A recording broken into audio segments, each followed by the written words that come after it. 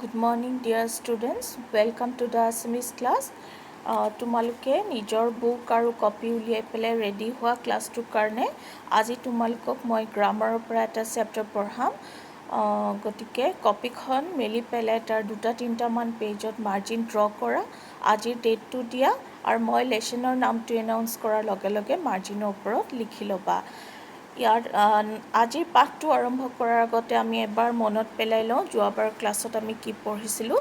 যোৱাবাৰ ক্লাছত আমি চিৰিয়াখানা দৰ্শন নামৰ পাঠটো পঢ়িছিলোঁ, য'ত আমি নীলিমৰ ককাক, নীলিমৰ কেইজনমান বন্ধু আৰু নীলিমৰ মোমায়েকৰ ছোৱালী শ্ৰেয়া এই আটাইবিলাকে চিৰিয়াখানা দৰ্শন কৰি পেলাই বিভিন্ন ধৰণৰ জীৱ জন্তু চৰাই চিৰিকটি দেখিছিল আৰু ককাকে সেই জীৱ জন্তু আৰু চৰাই চিৰিকটি সম্পৰ্কে দিয়া বিভিন্ন জ্ঞান তেওঁলোকে লাভ কৰিছিল। গতিকে সেইটো আছিল আমাৰ যোৱাবাৰৰ পাঠ। আজি মই তোমালোকক গ্ৰামাৰৰ পৰা এটা নতুন পাঠ পঢ়াম আৰু সেই পাঠটোৰ নাম হৈছে যুক্তাক্ষৰ বা সংযুক্ত বৰ্ণ।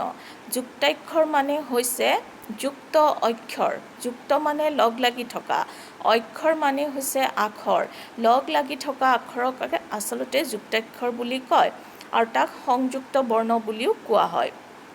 ইংলিছত তাক ইউনাইটেড লেটাৰ্ছ অৰ কনজাংকটছ বুলি কোৱা হয়। গতিকে এই যুক্তাক্ষৰনো কি, অসমীয়া ভাষাৰ ব্যাকৰণ মতে আমি এতিয়া পঢ়ি চাম।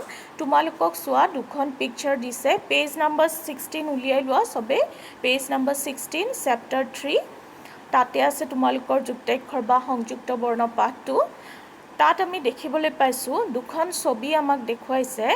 প্ৰথম ছবিখনৰ তলত লিখা আছে ৰমেন বৰ শান্ত ল'ৰা আৰু শান্ত নামৰ শব্দটোৰ তলত আঁচ টানি দিয়া আছে।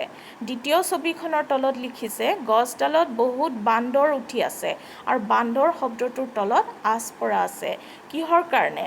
এই ওপৰৰ দুখন ছবি তলৰ দুটা আখৰ তলত আঁচ টনাৰ কাৰণটো হ'ল এই যে শান্ত শব্দটোত যুক্তাক্ষৰ আছে, ন আৰু তাত একেলগে লগ হৈ আছে। গতিকে শান্ত বানানটো কেনেকৈ হৈছে? তালবীয়া শতকাৰে শা, দন্তীয়া নয়তন্ত, অৰ্থাৎ দন্তীয়া নয়তন্তটো কেনেকৈ হয়? দন্তীয়া ন যোগ দন্তীয়া ত, দন্তীয়া নয়তন্ত।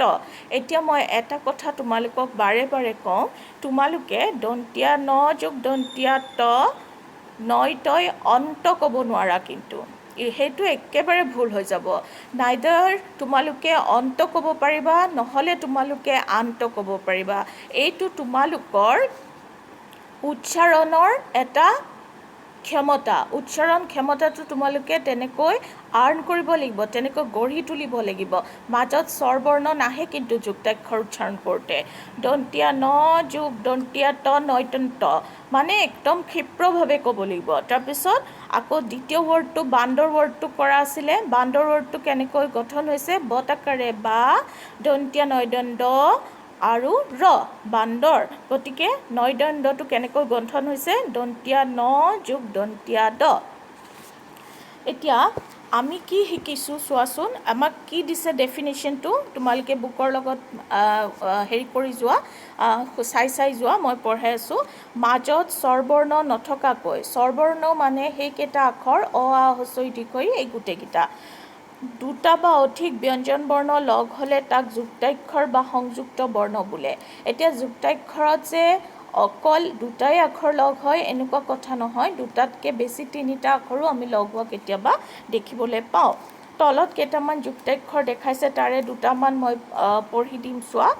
সংযুক্ত বৰ্ণৰ কেইটামান উদাহৰণ হ'ল ক যোগ য়, ক যকাৰে ক্য, দন্তীয়া ত যোগ ৰ, তয় ৰয় ত্ৰ, মধুনীয়া ন যোগ মধুনীয়া দ, মধুনীয়া নয়দয়ন দ। সেনেকৈ বাকী ইফালৰ কেইটাও তোমালোকক তেনেকৈ কৈছে।